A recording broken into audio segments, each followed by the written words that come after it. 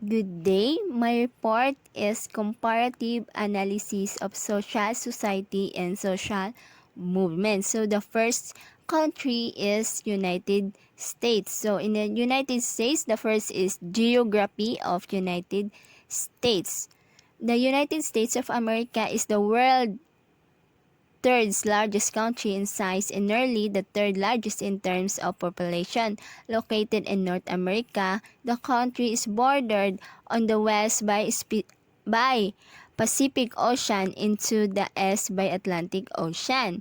Along the northern border, Canada, and the southern border is Mexico. So, United States is officially United States of America, abbreviated US or USA, by name America. Country in the North America, a federal republic of 50 states, besides the 48 conterminous states that occupy the medial latitudes of the continent. The United States include the states of Alaska at the northern western extreme of North America and the island states of Hawaii and the Pacific Ocean. The conterminous states are bounded on the north by Canada, on the east by the Atlantic, on the south by the Gulf of Mexico and Mexico, and on the west by the Pacific Ocean. So the United States, the national capital is the Washington, which is coextensive with the District of Columbia, the federal region created in 1790. So the major characteristic of the United States is probably its great variety. Its physical environment ranges from the Arctic to the subtropical, from the moist rainforest to the arid desert, from the rugged mountain peak to the flat prairie.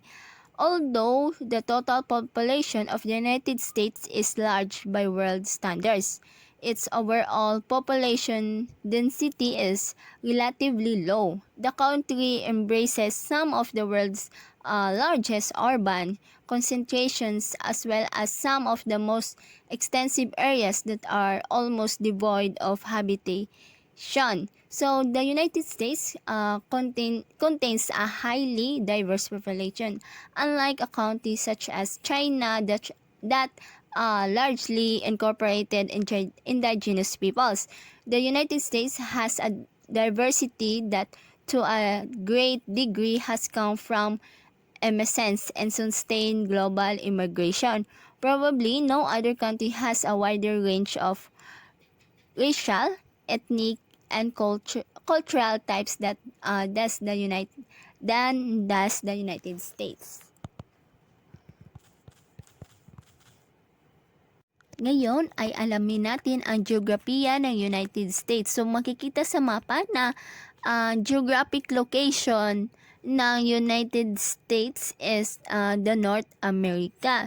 So the total area of United States is 3,794,079 square miles, and ang kanyang square kilometers is 9,826,675, at ang kanyang land area is 3,537,435 square miles, at ang kanyang square kilometers is 9,161,966, at ang water area ng United States is 256,644 square miles, at ang kanyang square kilometers is 664,709, at ang kanyang land boundaries is 7,478 miles, at ang kanyang kilometers is 12,034, and ang irrigated land is 102,872 square miles, at ang kanyang square kilometers is 266,440, at ang kanyang coastline is 12,380 miles, while ang kanyang kilometers is 19,926, and ang kanyang makikita natin sa mapa ng kanyang lowest point is negative 86 meters. And then the lowest point location is the Death Valley, mayroong negative 86 meters. Ang kanyang geographic coordinates naman is 38 north and 97 west. And ang kanyang highest point is 6,194 meters. So, the next is makikita natin the borders country. The Canada is 8,893 kilometers, including 2,477 kilometers with Alaska.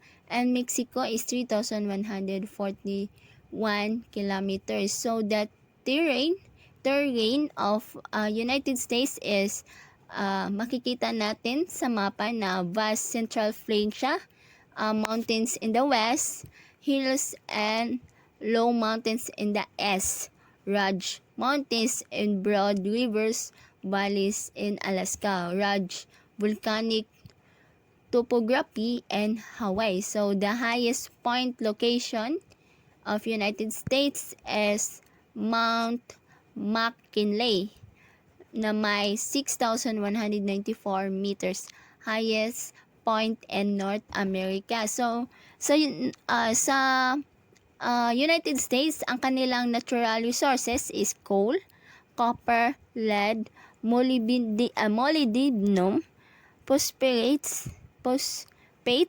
rare earth elements, uranium, bauxite, gold, iron, mercury, nickel, potash, silver, tungsten, zinc, petroleum, natural gas, timber, and iba pa. So, ang latitude ng United States is 37 north and the longitude is 95 west. So next is economics of United States. So the United States is the world's greatest economic power in terms of gross domestic product or GDP, and historically has been among the world's highest ranking countries in terms of GDP per capita. With less than 5% of the world's population, the United States produce about 1/5 of the world's economic output. So the economic of United States, so the economic freedom scores is 70.6. So makikita natin sa freedom sa chart na from 2018 na 75.7 is bumaba siya. Ngayong 2023, 70.6, that is making its economy the 25th fresh in the 2023 index, and its scores is 1.5 points lower than last year. So the US is ranked third out of 32 countries in the Americas region, and its overall scores remain above the world and regional average. So makikita rin natin sa isang chart na ang kanyang regional average is 58.6, tumaas siya ng 59.3 and a world average, and the kanyang economic freedom status is mostly free. The next is may apat na chart, economics of United States. So the role of law, the government size, regulatory efficiency, the open market. So tatalakayin natin una ang role of law. So the overall role of law is well respected in the United States. The country's property rights scores is above the world's average. Its judicial effectiveness scores is above the world's average, and its government integrity scores is above the world average. So the next is government size. So the top individual and corporate tax rates are respectively 37% and 21%. So the tax burden equals 25.5% of GDP. 3-year government spending and budget balance average are respectively 41.1% and negative 10.3% of GDP. public debt equals 128.1% of GDP. And the regulatory efficiency is US has a high level of business freedom, but regulations vary by states. Labor freedom is mostly high but varies from locality to locality. Massive government borrowing and the printing of money have aggravated inflation. Large deficit persists and public debt is growing. And next is open markets. The trade weight average tariff rate is 2.3% and layers of non-tariff barriers add to the cost of trade. Investment freedom is hampered by ongoing interventionist big government policy. The financial sector, one of the world's most developed and competitive, continues to be resilient. So ngayon makikita natin kung gaano kalaki nga ba ang economic ng United States. Kahit malaki ang kanilang population, nasa mahigit 331.9 million na sila. At ang kanilang unemployment is 5.4%. Ang kanila inflation is 4.7%. So ngayon is pupunta naman tayo sa economics of United States, kung ano ang kanilang pangunahing kinukunan. First is taxation. So nearly all of the federal government's revenues came from taxes, with total income from federal taxes representing about 1/5 of GDP. So the most important source of taxes revenue is the personal income tax. And ang iba is kinukuhan sa tax nila yung like alcohol, gasoline, tobacco, and another is from Medicare and Social Security payroll taxes.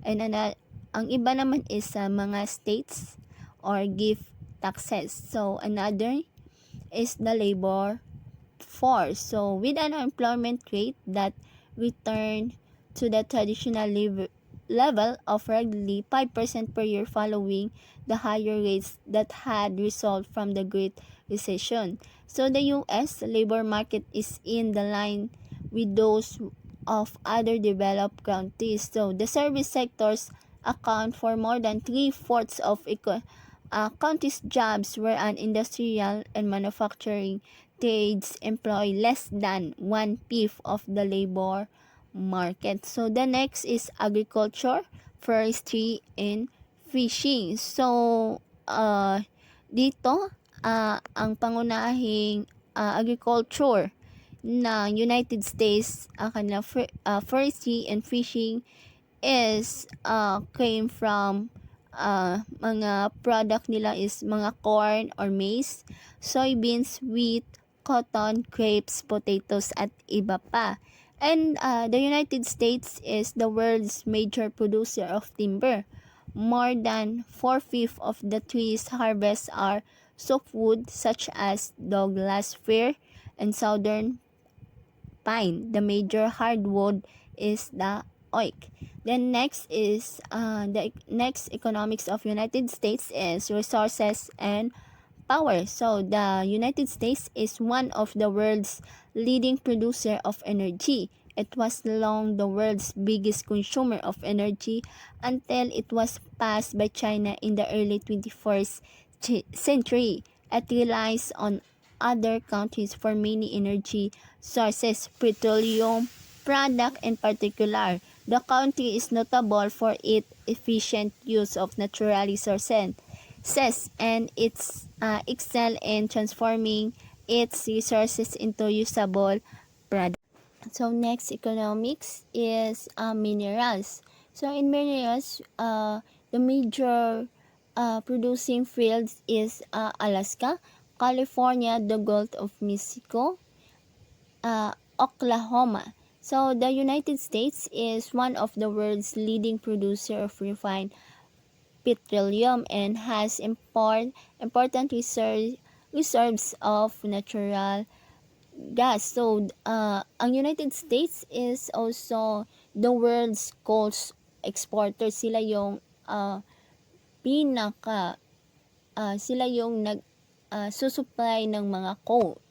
And iron is ang kanilang isa rin sa mga pangunahin nila. Iron ore is mined predominantly in Minnesota and Michigan in United States. Now, the United States also has important reserves of copper, magnesium, lead, and zinc.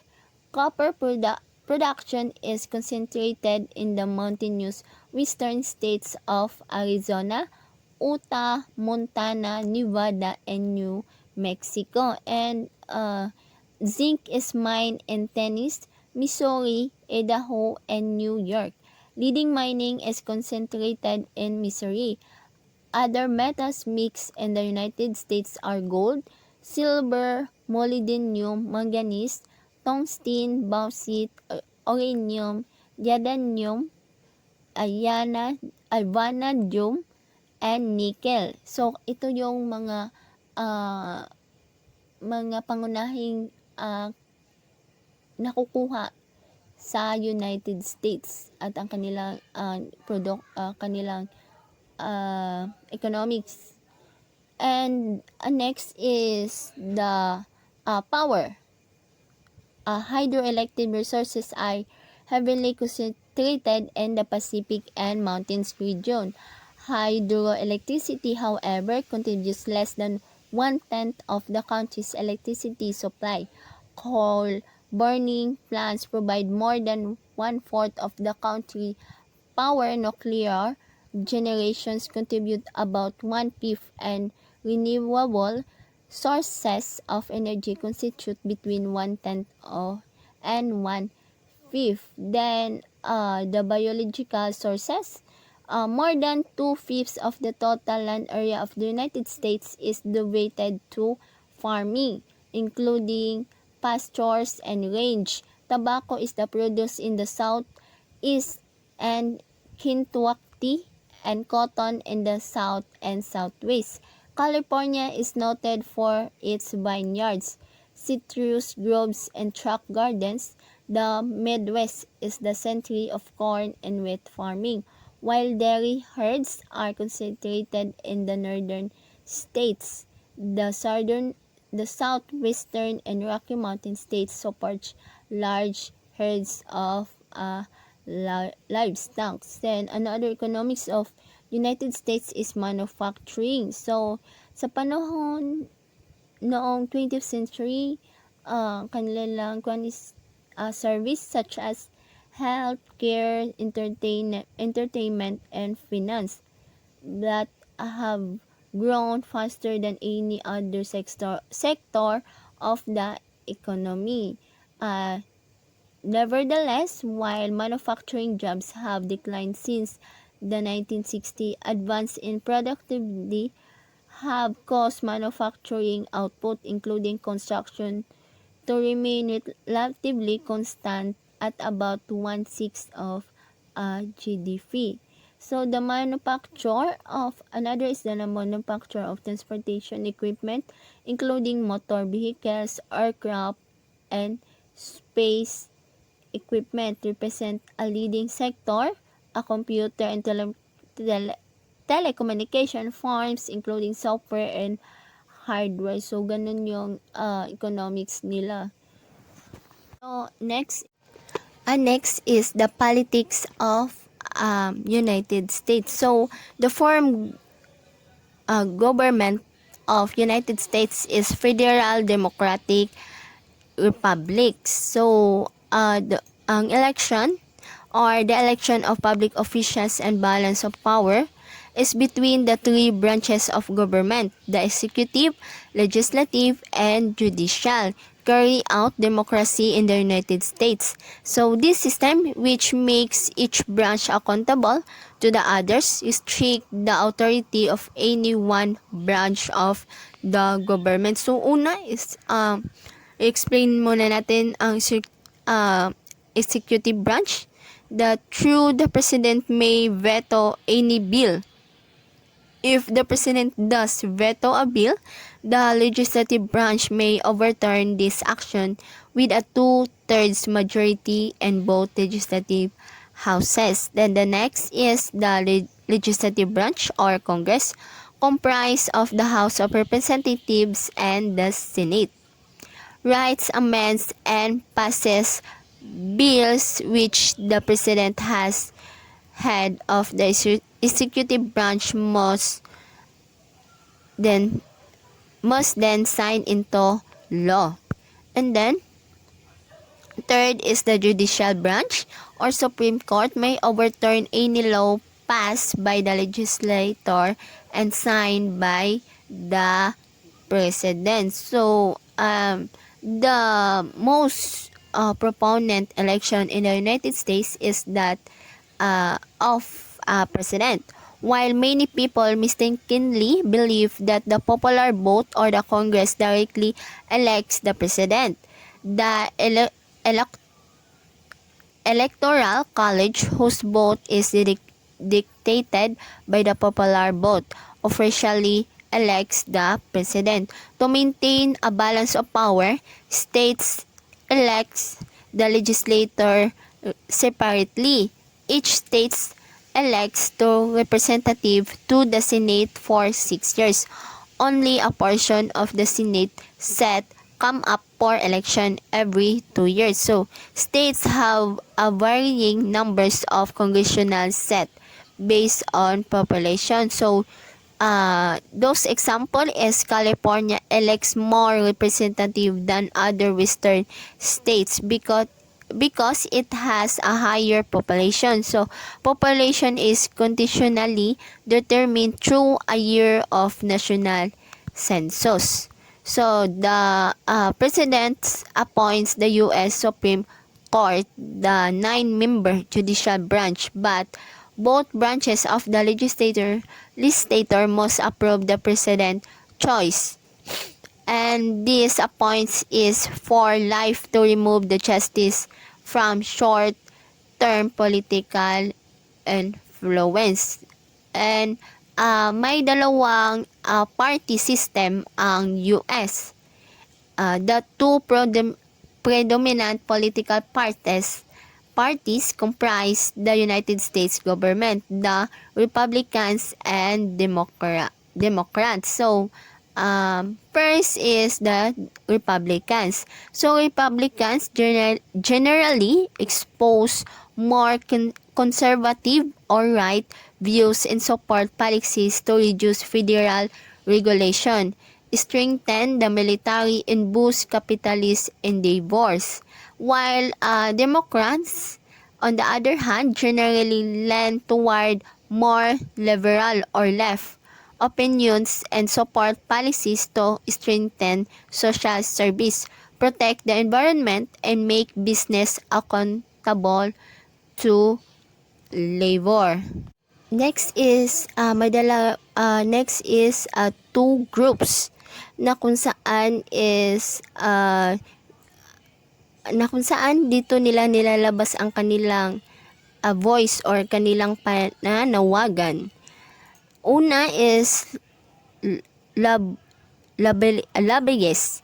Lobbyists is someone paid to influence government agencies, legislator, and legislation to the best interests of their clients.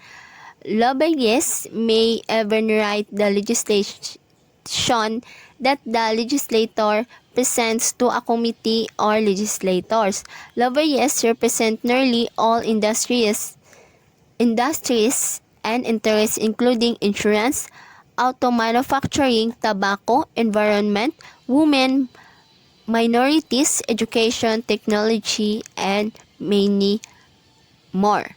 Lobbyists, who are usually lawyers, are often former members of legislature or have held other government position. And the next is political action committees or PACs are special interest groups that raise money to support and influence specific candidates of political parties. They groups may take an interest in economic or social issues and includes group as diverse as the American Medical Association, the Trial Lawyers Association, the National Education Association, and National Rifle Association.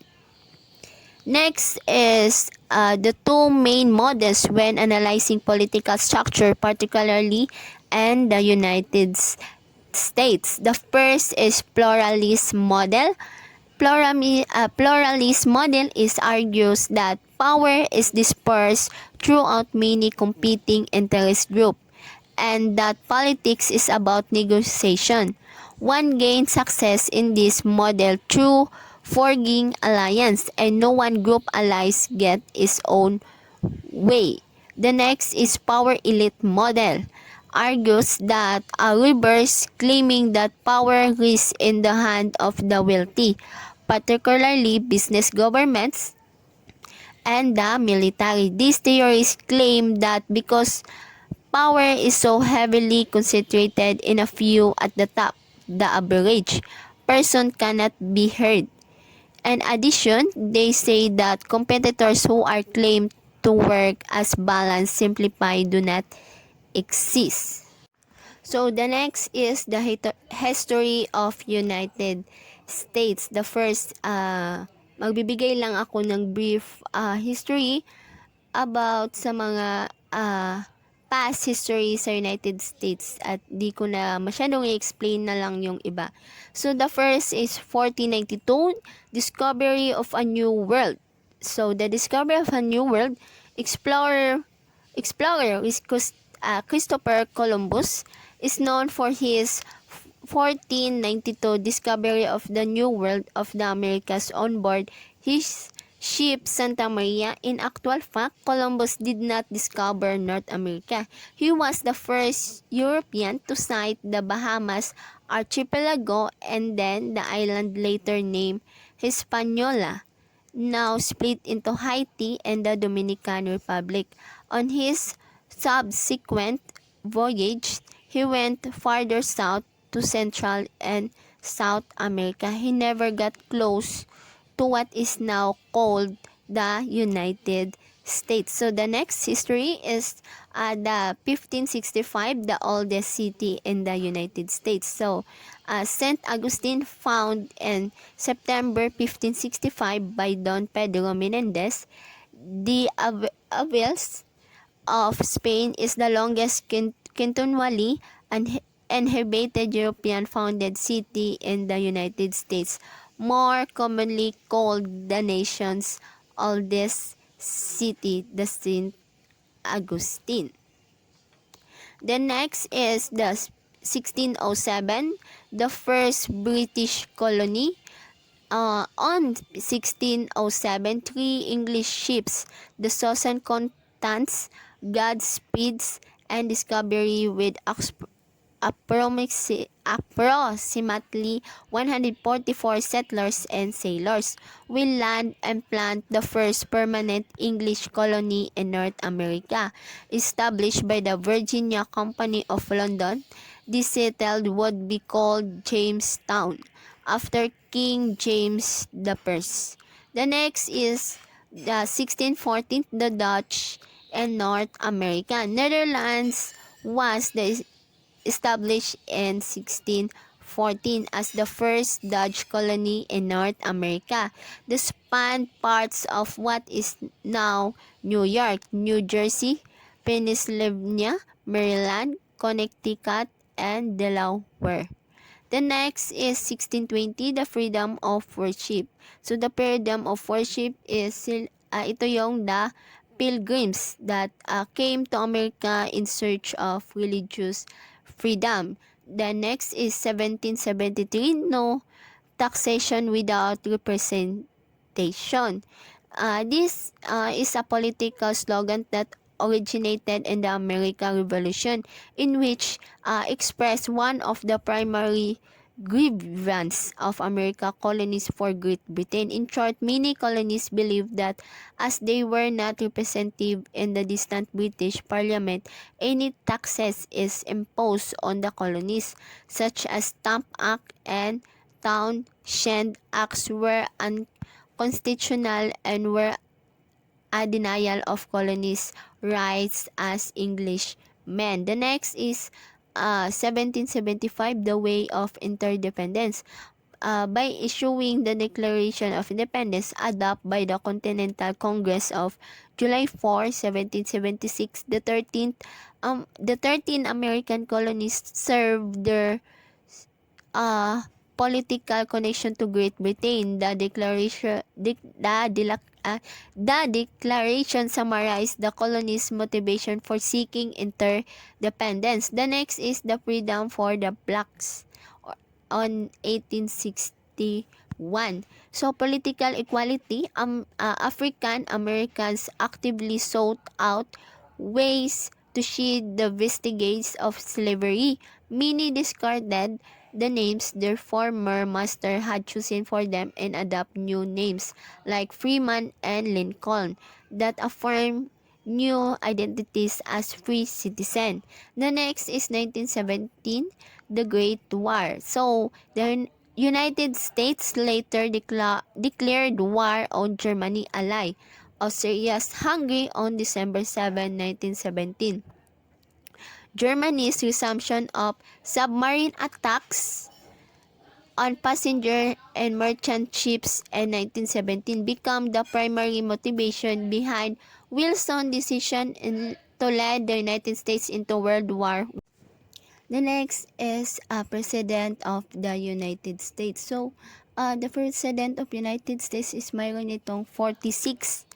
And unang naging presidente ng United States is George Washington. So, 46 sila. Explain ko na lang in a short. So, the first president is George Washington. Was an American military officer, statesman, and founding father who served as the first president of the United States. Then second is President John Adams. He is American statesman, attorney, diplomat, writer, and founding father who served as the second president of United States from 1797 to 1801. The next is Thomas Jefferson, the American statesman, diplomat, lawyer, architect, philosopher, and founding father who served as the third president of the United States. The fourth is James Madison Jr. Was an American statesman, diplomat, and founding father who served as the fourth president of the United States. The fifth is James Monroe. He is an American statesman, lawyer, diplomat, and founding father who served as the fifth president of the United States. The next is John Quincy Adams. He is an American politician, diplomat, lawyer, and diarist who served as the sixth president of the United States. Then, Andrew Jackson was an American lawyer, planter, general, and statesman who served as the seventh president of the United States. So, next is Martin Van Buren.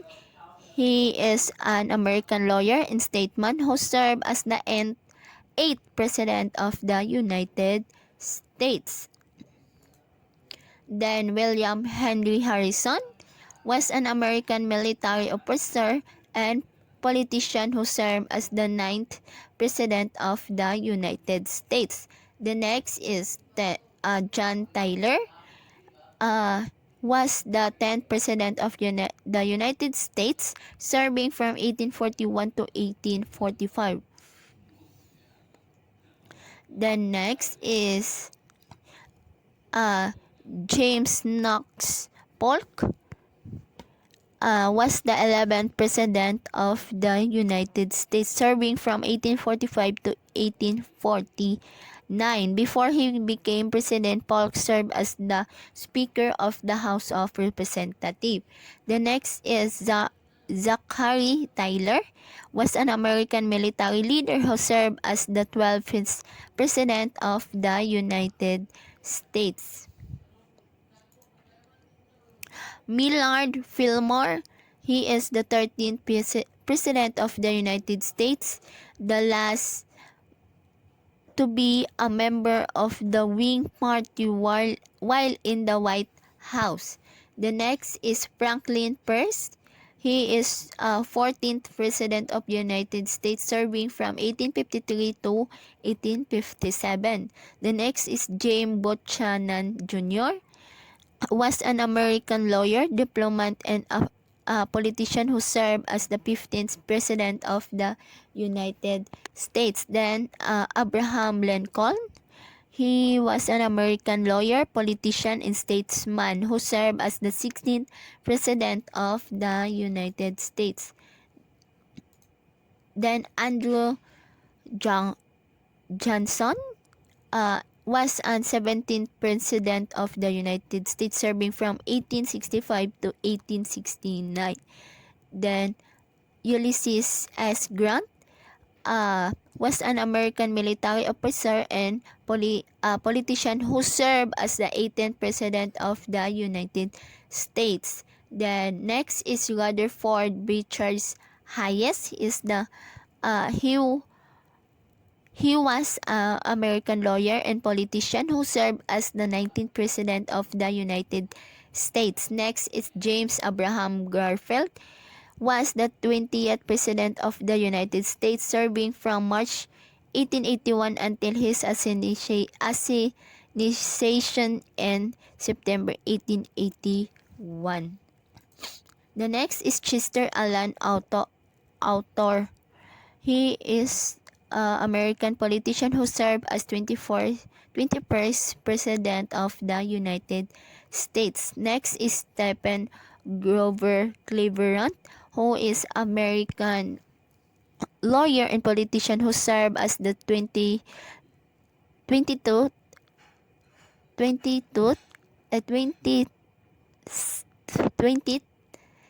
24th President of the United States.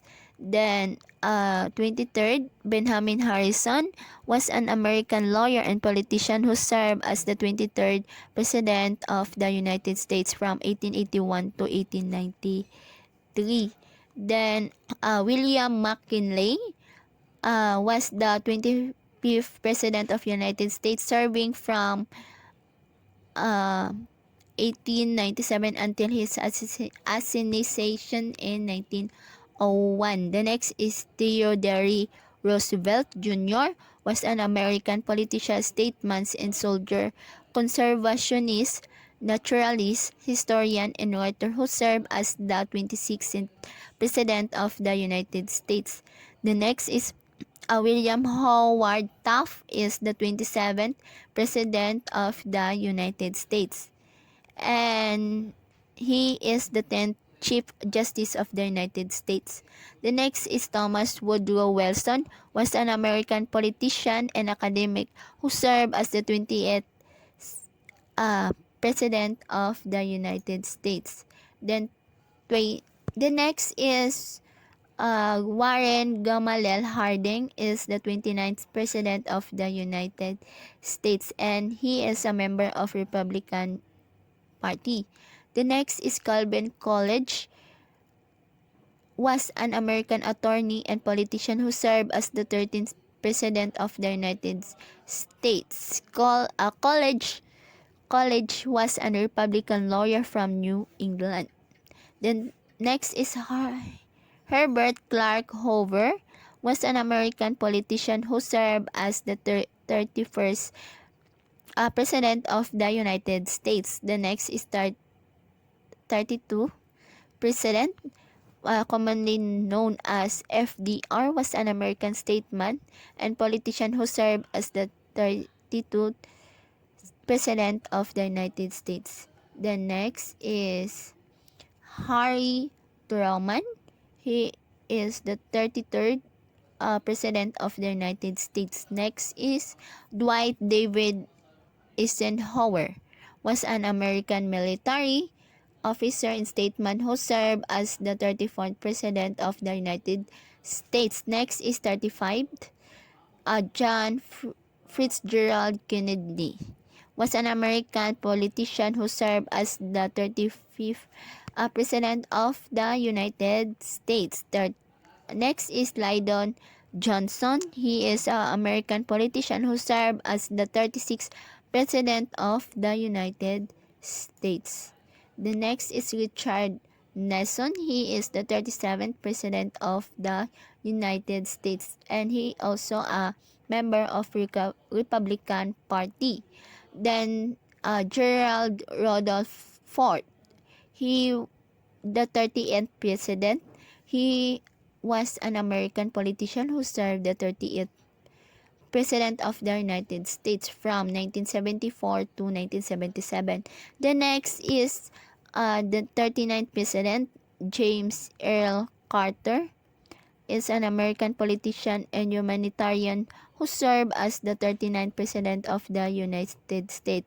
He is a member of Democratic Party.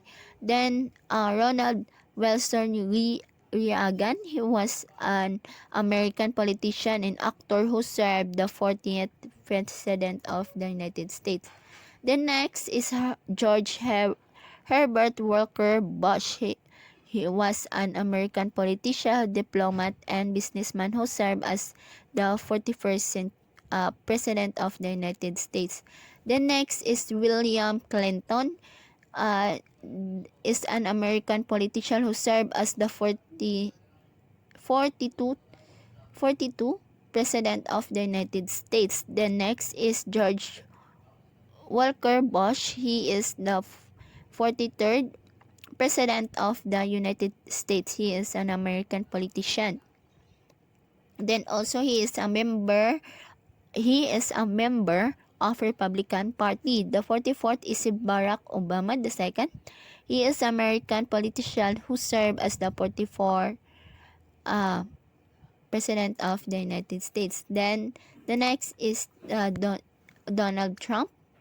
He is an American politician, media personality, and businessman who served as the 45th President of the United States. And then the 46th President is Joseph Biden. He is an American politician who served as the 46th and current President of the United States. And also he is a member of Democratic Party.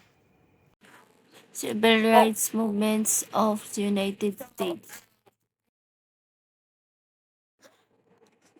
Civil rights movement. So ano nga ba ang civil rights movement sa United States? Ito ay karapatan na meron ang tao sa countrying United States upang magkaroon ng pantay na pagtrato, pantay na oportunidad, pantay na proteksyon sa ilalim ng batas at iba pa.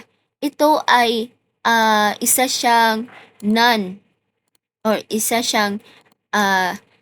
non-violent social movement and campaign from 1954 to 1968 in the United States to abolish legalized racial segregation, discrimination, and disenfranchisement throughout the United States. So the movement had its origins in the Reconstruction era during the late 19th century, although it made its largest legislative gains in the 1960s after years of direct actions and grassroots protests.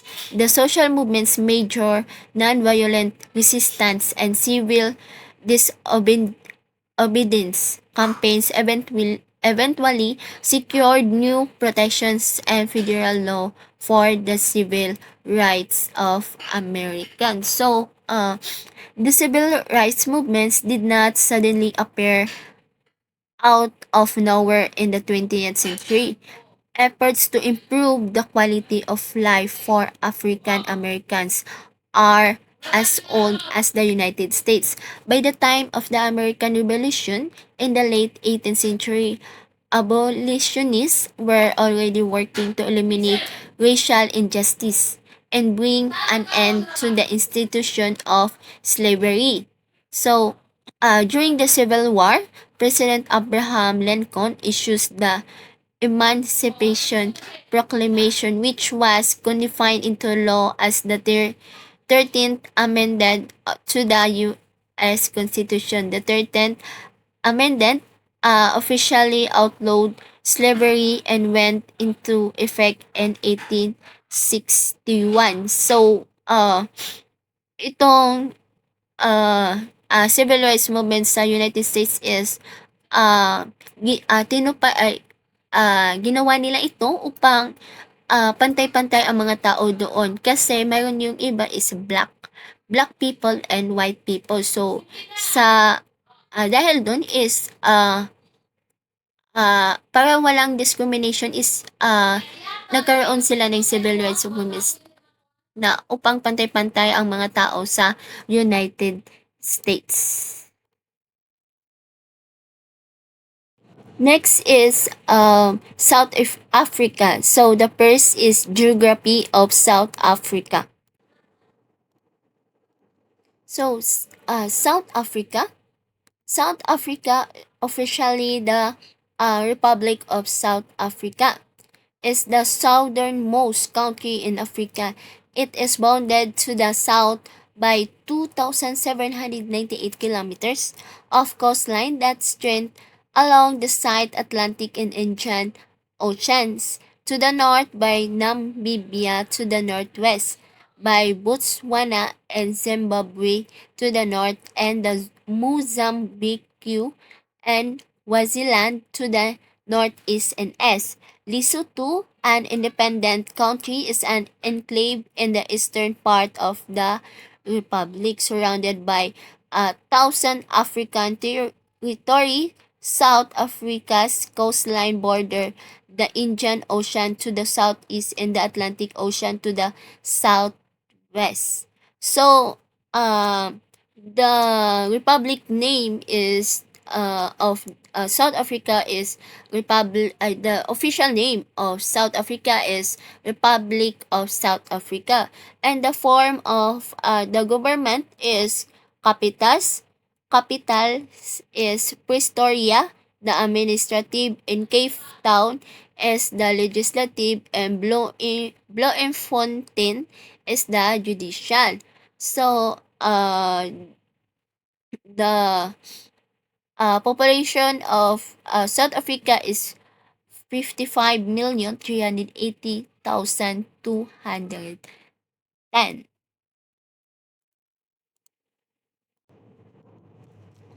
So, makikita natin sa mapa na ang South Africa is ang geographic location niya is the Africa. So, makikita natin kung gaano kalawak ang Africa. So, gaano kalaki.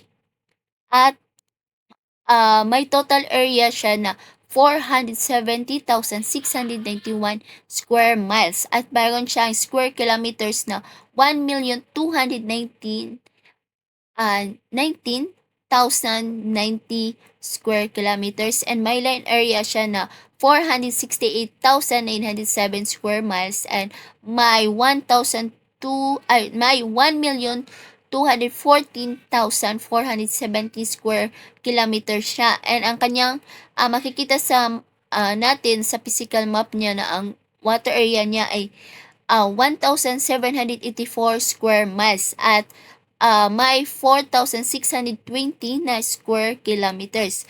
At ang kanyang land boundaries is 3,021 miles at 4,862 kilometers. At ang kanyang irrigated land is 6,448 square miles at 16,700 square kilometers. At ang kanyang border countries, makikita natin sa mapa na Botswana. The next is Lesotho, and Mozambique, and Namibia. And next is Swaziland and Zimbabwe.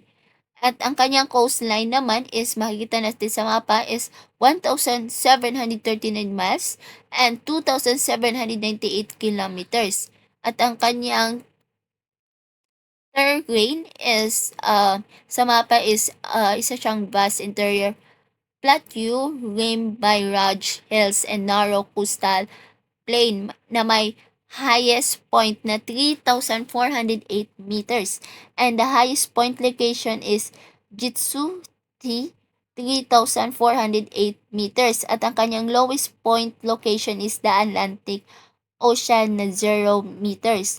Ang natural resources ng South Africa is gold, chromium, antimony, coal, iron ore, manganese, nickel, phosphates, tin, uranium, gem, diamonds, platinum, copper, vanadium, salt, natural gas. So, ang kanilang time zone is 7 hours ahead of Washington DC during standards. And then the latitude is -28 south and 24 S.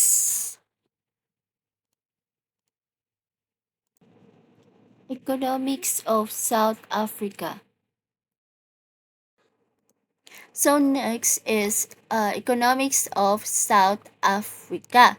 So economy of South Africa is the second largest in Africa and the most industrialized, technologically advanced and diversified economy in America overall.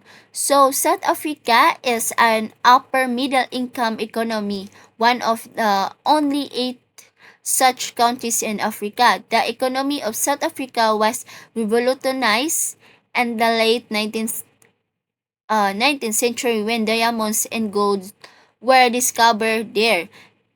Then the extensive investment from foreign capital followed in the years since World War II. The country has established a well-developed manufacturing base, and it has experienced highly variable growth rates, including some years when its growth rate was among the highest in the world. So, the South Africa is the economic freedom is 55.7, making its economy the 116th freest in the 2023 index. So, kung unlike sa US is nasa 25 ang world rank niya, ang sa South Africa is sobrang layo, nasa 116 yung rank nila at nasa regional rank naman is 17. South Africa is ranked 17 out of 43 countries in the sub-Saharan African region. And its overall score is below the world average. So makikita natin na mas malaki pa rin yung US compare sa South Africa kasi ang population lang ng South Africa is nasa 60 million. Yun lang yung population nila at ang employment nila is sobrang laki. Nasa 29.2% yung unemployment and inflation is 4.5%. So makita natin sa chart na from 2018 na 63.0 is bumaba sila na sa ngayong taon na sa 2023 na is 55.7 at ang kanilang economic freedom status is mostly unfree. And then, makikita rin natin sa chart na ang kanilang regional average is from 53.2 is naging 59.3 and a world average. So, the next is economic South Africa. So, katulad rin ng United States na may rule of law, government size, open markets, regulatory efficiency. So, i-explain natin kung ano rin ang kanilang rule of law. So, first is the overall rule of law is weak in South Africa. The country's property rights scores is below the world average. Its judicial effectiveness scores is above the world average, and its government integrity scores is above the world average, while government size is the top individual and corporate tax rates are respectively 45% and 27%. The tax burden equals 26.2% of GDP. 3-year government spending and budget balance average are respectively 33.0% and negative 6.8% of GDP. Public debt equals 69.0% of GDP. And then the open markets, the trade weight average tariff rate is 6.3%, but extensive non-tariff barriers limit trade freedom. Non-transparent laws discourage private investment, and for foreign investment is subject to additional inefficiency. The financial sector has undergone modernization, and the banking sector is regarded as resilient. So, in the regulatory efficiency, no minimal capital is required to establish a business. The cost of licensing requirements has been reduced, but the overall regulatory framework remains costly. Labor regulations are not applied effectively, and the labor market lacks flexibility. The most recent available inflation rate is 4.5%. So next is the economics of South Africa is agriculture, forestry, and fishing. So the main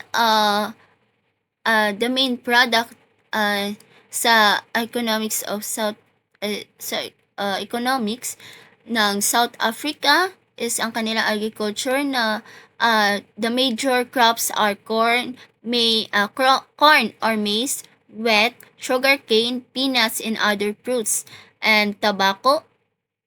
And sa kanilang mga hayop naman is sheep, goats, pigs are raised for food, and other products, meat, beef, lamb, and mutton and goat are important. And sa kanilang dairy is including butter and cheese, and egg production are also significant, particularly around the major urban centers. And the forest industry supplies mining timber, pulpwood for paper, and board mills and building timbers mostly sufficient for a construction industry that primarily use bricks, concrete, and steels. And the next is resources and powers. South Africa is rich in a variety of minerals. In addition to diamonds and gold, the country also contains sources of iron, ore, platinum, manganese, chromium, copper, uranium, silver, beryllium, and titanium. Gold remains the most important mineral in South Africa. And then, coal uh, is another of South America's variable mineral products. Large known deposits lie mostly at easily mined depths. And South Africa is the world's largest producer of gold, and reserves large.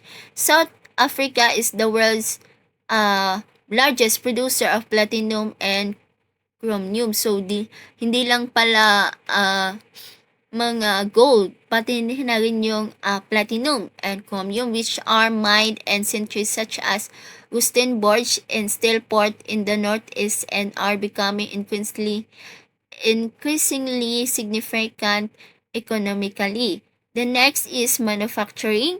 The major manufacturing sectors are food processing and the production of textiles, metals, and chemicals. Agriculture and fisheries provide the basics of substantial activities in meat, fish, and fruit canning, sugar, refining, and other processing. More than half these products are export.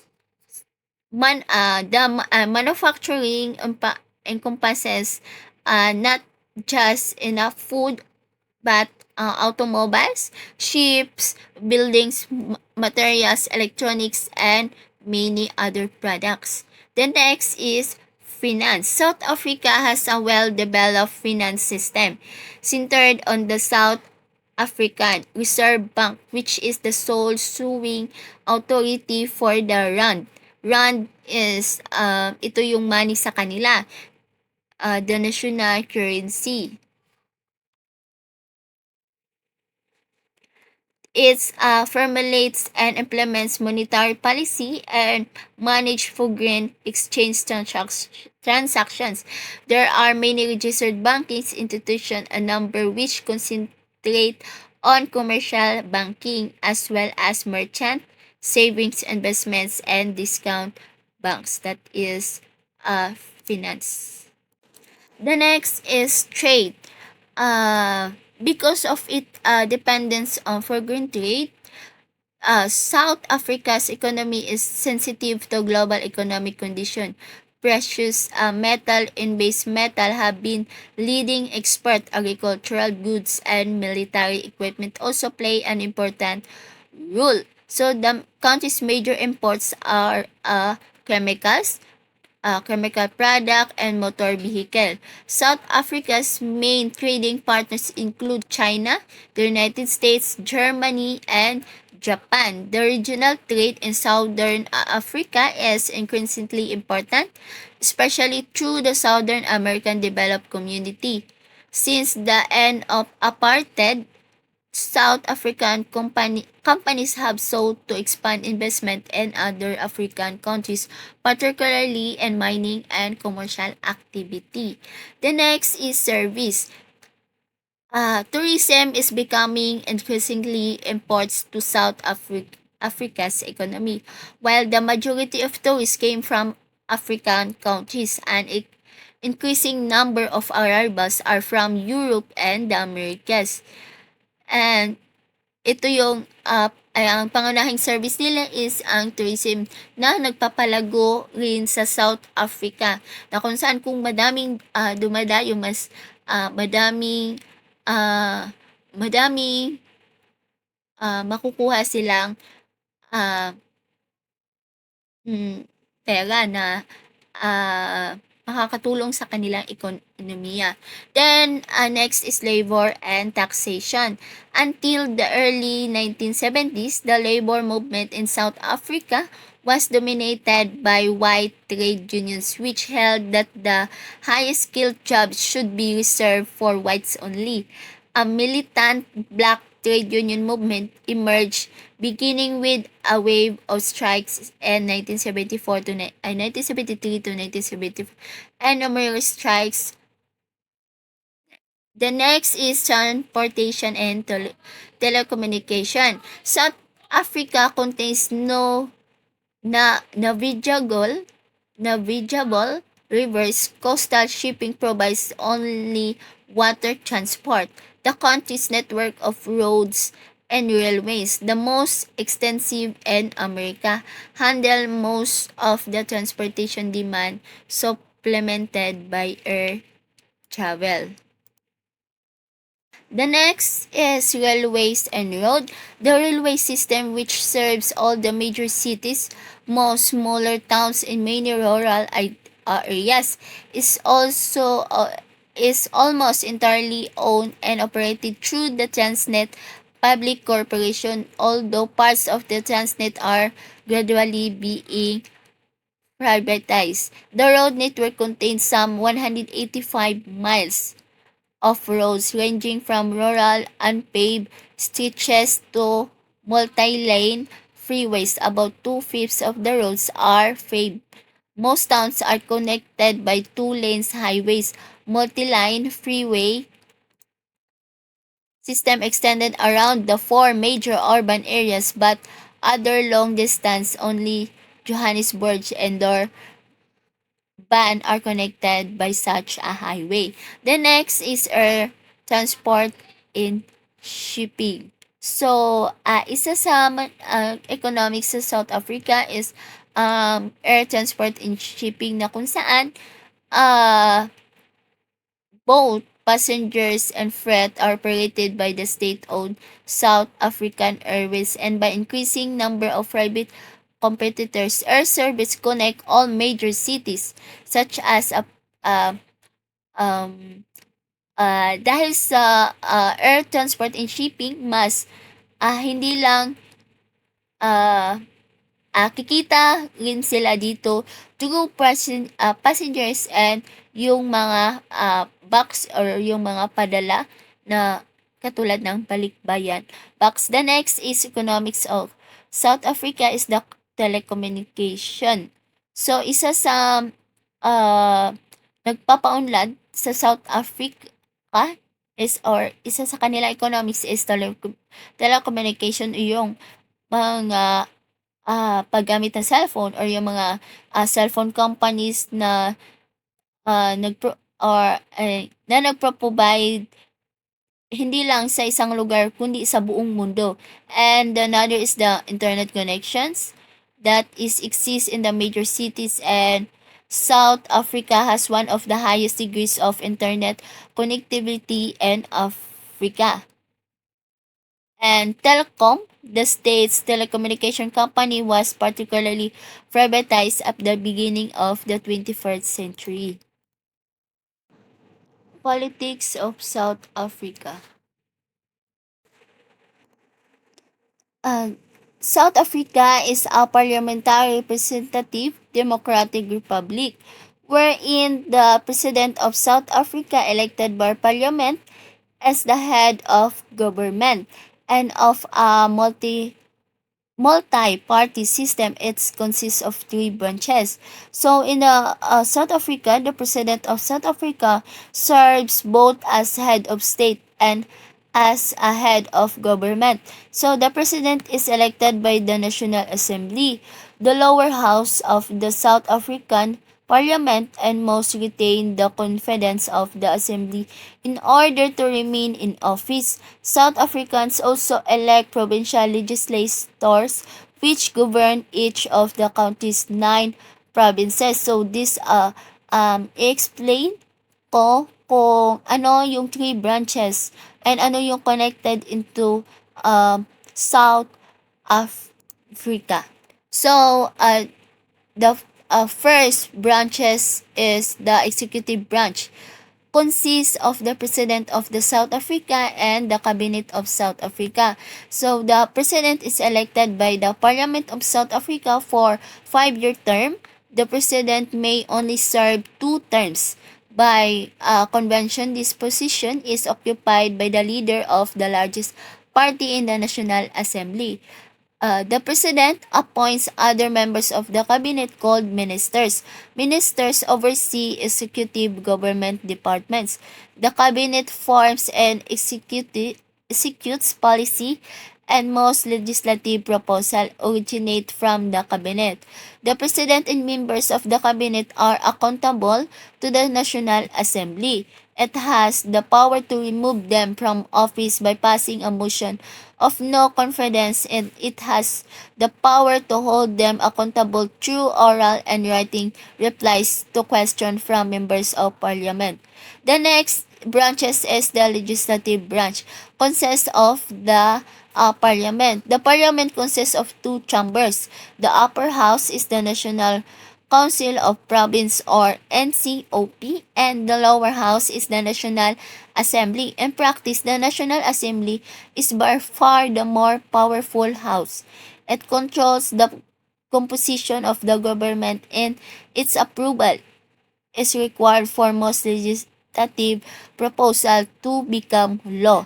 The NCOP provides equal representation to South Africa's 9 provinces, and its approval is required for laws that affect South Africa's provinces and cultural communities, whereas the National Assembly is elected by party proportional representation.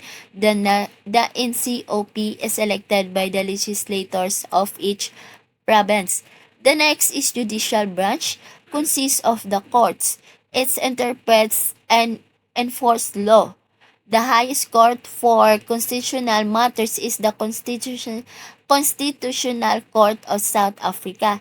It has the power to strike down laws that conflict with the Constitution. The Supreme Court of Appeals is the highest court for non-constitutional matters. The High Court of South Africa is a court of general jurisdiction with appellate powers.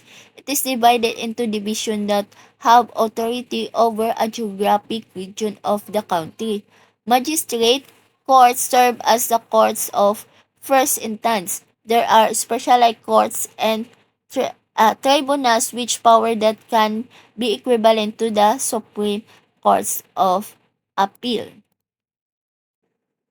History of South Africa. History of South Africa. Over 100,000 years ago, people in what is now South Africa is lived by hunting animals and gathering plants. They use stone tools. They about 200 years ago, people in the West learned to herd sheep and cattle. And people they mix farming, growing crops and well as raising livestock. Then they use iron tools to introduce into the east of South Africa. At the end of the 15th century, the Portuguese sailed past the Cape of Good Hope. However, it was not until 1652 that the Europeans founded a colony in South Africa. In the 1652, the Dutch, led by John van Riebeeck, founded a base where ships traveling to the Far East could be supplied. From 1658, the Dutch imported slaves into South Africa. Meanwhile, at first, the European traded with the native people, but they soon fell out. In 1658, they fought their first war, the first of many. Then the next is British South Africa. In 1795, the British captured Cape Colony, South Africa. They handed it back to the Dutch in 1803 but took again in 1806 and 1814. A treaty confirmed British ownership of Cape Colony. In 1812, the British founded Grahamstown, and 1820, 4,000 Britons were granted land by the Great Fish River. So the next is 20th century South Africa. The Boers finally surrounded in 1902 in the British annexed the Boers Republic. In 1920, a united South America was given a constitution and it became known as the Union of the South Africa. From the start, black people were very much second-class citizens in the South Africa. In the 21st century, South Africa. In the early 21st century, the economy of South Africa grew, but recently it has slowed. South Africa suffers from high unemployment. The country also suffers from widespread poverty. However, tourism in South Africa is an important industry. South Africa also rich in minerals. In 2020, the population of South Africa was 59 million. Mayroong limang presidente ang South Africa from 1994 to until the now. Then the first president of South Africa is Nelson Rolihlahla Mandela. Was a South African anti-apartheid activist and politician who served as the first president of South Africa from 1994 to 1999. The next is Thabo Mbeki. He is a South African politician who was the second black president of South Africa from 1999 to 2008. The next is Kgalema Motlanthe. is a South African politician who was South Africa's third president between 2008 and 2009. The next is Jacob Zuma. He is a South African politician who served as the fourth president of South Africa from 2009 to 2018. The next is Matamela Ramaphosa. He is a South African businessman and politician who served as the fifth democratically elected president of South Africa. Anti-apartheid movement of South Africa. So, anti-apartheid of South Africa. What is anti-apartheid movement or AAM? It was a British organization that was at a century of the international movement opposing the South African apartheid system and supporting South Africa's non-white population who were persecuted by the policies of apartheid. The AAM or Anti-Apartheid of South Africa changed its names to ACTSA or Action or ACTSA or Action for Southern Africa in 1994 when South Africa achieved majority rule through free and fair election in which all races could vote. So, in the slides, anti-apartheid movement was a first successful national social movements in the era of globalization.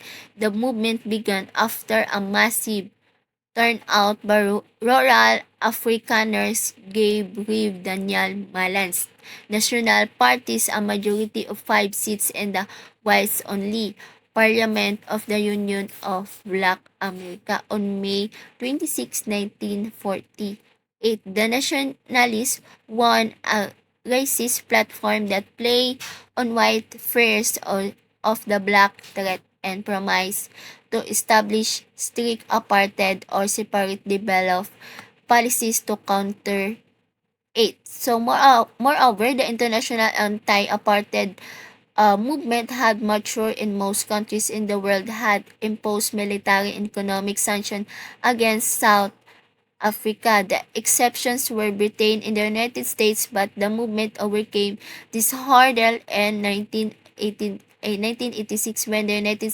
States Congress passed the Comprehensive Anti-Apartheid Act or CAAA. The bill was written and proposed by Ron Dellums, a veteran anti-apartheid activist and member of the Congressional Black Caucus. The CAA delivered a crippling blow to a South African economy that has already reeling from the withdrawal of U.S. banks the year before in 1987. 250,000 African mine workers went on strike, further undermining the economy and legitimate